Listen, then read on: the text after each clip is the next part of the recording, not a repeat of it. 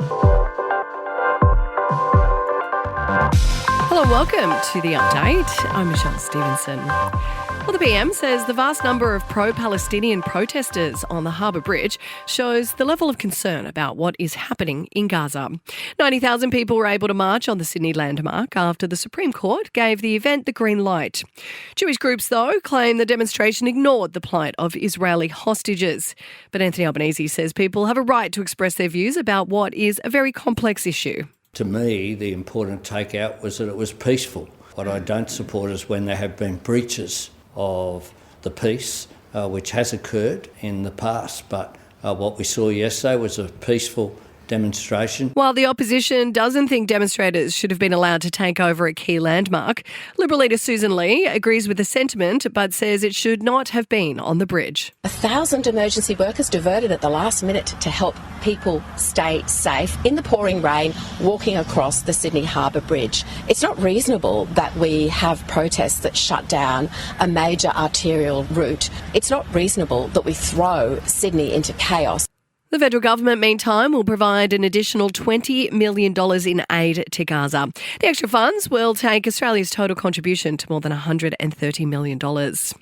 Federal Police Commissioner Reece Kershaw is calling time on his career after 6 years in the top job.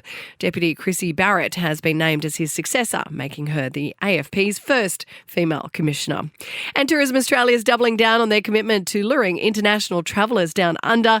They're rolling out new ads in 5 different countries this week. Sport and entertainment are next.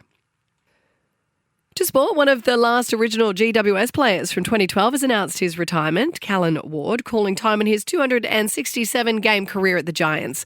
The 35-year-old suffered a season-ending knee injury in May. And Oscar Piastri's championship lead in Formula One has been cut to 9 points ahead of the summer break. The Australian finished just 0.6 of a second behind McLaren teammate Lando Norris in Hungary. In entertainment news now, and Donald Trump has weighed in on the backlash against Sydney Sweeney's American Eagle ad campaign after it was revealed the actress is a registered Republican. Sweeney has been copping flack online over a pun in the ad, suggesting she has good genes, but the president says he loves it. If Sydney Sweeney is a registered Republican, I think her ad is fantastic. Sabrina Carpenter has surprised fans during her set at Lollapalooza, bringing out members of Earth, Wind and Fire, the singer joining the band for one of their most iconic songs.